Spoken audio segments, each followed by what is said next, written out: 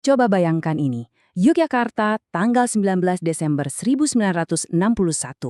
Di alun-alun utara keraton, lautan manusia berkumpul. Mereka semua menanti satu orang, Presiden Soekarno, yang sebentar lagi akan menyampaikan pidato yang akan mengubah arah sejarah Indonesia. Dengan suara yang menggelegar, Soekarno membakar semangat puluhan ribu orang di depannya. Ini tuh bukan pidato biasa loh. Ini adalah sebuah deklarasi konfrontasi, sebuah perintah yang gaungnya terasa sampai ke seluruh pelosok negeri. Dan pidato bersejarah inilah yang secara resmi meluncurkan sebuah kampanye militer dan politik super besar yang kita kenal sebagai Trikora, singkatan dari Trikomando Rakyat. Oke, mari kita bedah sebentar ya. Trikora ini bukan sekedar slogan. Ada 3 perintah yang sangat jelas dan terus terang sangat tegas. 1. Gagalkan negara boneka Papua bikinan Belanda. 2. Kibarkan merah putih di Irian Barat. Dan yang ketiga, ini yang paling besar, seluruh rakyat harus siap untuk mobilisasi umum. Intinya, siap-siap perang.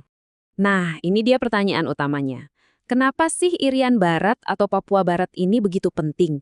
Sampai-sampai Indonesia rela mempertaruhkan segalanya. Untuk bisa jawab itu, kita harus mundur sedikit, melihat ke akar permasalahannya. Jadi, ceritanya ini berawal jauh sebelum pidato Soekarno tadi, tepatnya di akhir Perang Dunia Kedua, di tengah proses dekolonisasi yang bisa dibilang cukup berantakan. Nah, di sini kita bisa lihat betapa bedanya cara pandang kedua negara. Bagi Indonesia, logikanya simpel. Dulu namanya Hindia Belanda, sekarang Indonesia. Dari Sabang sampai Merauke. Jadi Irian Barat ya jelas bagian dari Indonesia. Titik. Ini soal menuntaskan kemerdekaan. Tapi Belanda ngotot, tunggu dulu. Orang Papua itu beda, kata mereka. Dan ada udang di balik batu. Mereka tahu betul di sana ada harta karun. Minyak, nikel, tembaga. Dan ini poin yang penting banget. Perjuangan untuk bergabung dengan Indonesia itu ternyata nggak cuma datang dari Jakarta. Di tanah Papua sendiri, ada perlawanan kuat terhadap Belanda. Tokoh-tokoh hebat seperti Frans Kaisiepo itu sudah berjuang sejak awal. Mereka bahkan mendirikan partai politik dan mengusulkan nama Irian sebagai simbol harapan baru. Oke, jadi setelah Perang Kemerdekaan Indonesia selesai, masalah Irian Barat ini statusnya jadi menggantung. Semua upaya diplomasi selama bertahun-tahun setelahnya selalu mentok. Benar-benar jalan buntu. Nah, inilah biang keroknya. Di konferensi Meja Bundar 1949, Belanda akhirnya mengakui kedaulatan Indonesia. Tapi, ada tapinya. Mereka bilang, oke, Indonesia merdeka, tapi soal Irian Barat, kita omongin lagi deh tahun depan. Masalahnya, tahun depan itu nggak pernah benar-benar datang. Coba kita lihat lini masanya. Tahun 1950, lewat deadline, nggak ada kesepakatan. 2 tahun kemudian, Belanda malah makin menjadi-jadi, memasukkan Irian Barat ke konstitusi mereka. Indonesia coba bawa masalah ini ke PBB, tapi gagal juga. Jadi, bagi Soekarno, ini sudah jadi bukti sahih. Cara baik-baik sepertinya sudah nggak mempan. Karena frustrasi sama negara-negara barat, Soekarno pun memainkan kartu asnya. Ia dengan sangat cerdik memanfaatkan persaingan global antara Amerika dan Uni Soviet di era Perang Dingin. Pertama, Soekarno coba ketuk pintu Amerika Serikat. Dia bertemu Presiden Eisenhower berharap dapat dukungan. Tapi apa jawabannya? Dingin. Amerika bilang mereka netral. Ya karena Belanda itu sekutu penting mereka di NATO. Soekarno pulang dengan tangan hampa. Tapi ceritanya beda 180 derajat waktu di Moskow. Uni Soviet melihat ini sebagai kesempatan emas untuk dapat teman baru di Asia Tenggara. Mereka menyambut Soekarno dengan karpet merah dan menawarkan dukungan penuh untuk melawan kolonialisme Belanda. Dukungan itu bukan cuma omong kosong loh. Indonesia langsung menekan kesepakatan pembelian senjata senilai 2,5 miliar dolar. Itu angka yang luar biasa besar untuk zaman itu. Dan syarat pembayarannya pun sangat ringan. Dan coba lihat apa yang kita dapatkan. Jet tempur supersonik, belasan kapal selam modern, bahkan 1 kapal penjelajah super besar yang dinamai KRI Irian. Dalam sekejap, kekuatan militer Indonesia jadi salah satu yang paling disegani di belahan bumi selatan. Peta kekuatan di kawasan itu benar-benar berubah total.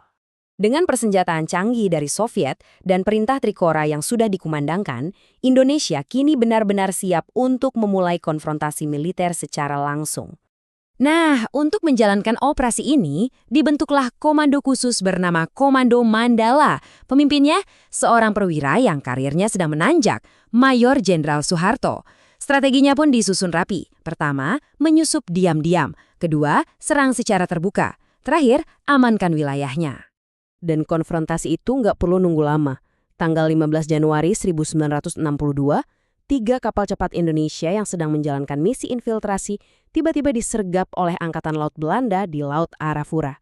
Di tengah pertempuran yang sengit dan gak seimbang itu, komandan pasukan kita, Komodor Yos Sudarso, meneriakkan perintah terakhirnya yang legendaris. Kapalnya, KRI Macan Tutul, sengaja maju menjadi tameng untuk melindungi 2 kapal lainnya. Yos Sudarso gugur bersama kapalnya, tapi pengorbanannya itu justru jadi api yang membakar semangat seluruh bangsa. Eskalasi konflik yang begitu cepat ditambah ancaman perang besar yang bisa melibatkan Uni Soviet, akhirnya bikin Amerika Serikat nggak bisa diam lagi. Mereka harus turun tangan. Presiden Kennedy tahu kalau dibiarkan ini bisa jadi perang proksi besar di Asia Tenggara, dan ada kemungkinan pihak yang didukung Soviet bisa menang. Jadi Amerika banting setir. Mereka menekan sekutunya sendiri, Belanda, untuk kembali ke meja perundingan, mau tidak mau. Akhirnya inilah solusinya. Sebuah perjanjian yang dimediasi Amerika, yang dikenal sebagai Perjanjian New York. Rencananya begini, Belanda serahkan Irian Barat ke PBB dulu. Nanti PBB yang menyerahkan ke Indonesia. Tapi ada syaratnya, Indonesia wajib mengadakan referendum yang disebut Penentuan Pendapat Rakyat atau PPRA, paling lambat tahun 1969. Dan sesuai kesepakatan, PPRA pun dilaksanakan pada tahun 1969. Hasil resminya, yang kemudian diterima oleh PBB, menyatakan bahwa rakyat Irian Barat memilih untuk bergabung dengan Indonesia. Secara hukum dan kenyataan di lapangan, perjuangan Trikora pun selesai. Tapi, ada satu ironi besar dalam cerita ini. Soekarno, sang arsitek Trikora, justru tidak sempat menyaksikan buah dari perjuangannya itu. Beliau keburu jatuh dari kekuasaan. Nasib Irian Barat selanjutnya justru ada di tangan penggantinya, Soeharto. Dan itu membuka sebuah babak baru yang sama sekali berbeda dan jauh lebih kompleks dalam sejarah tanah Papua.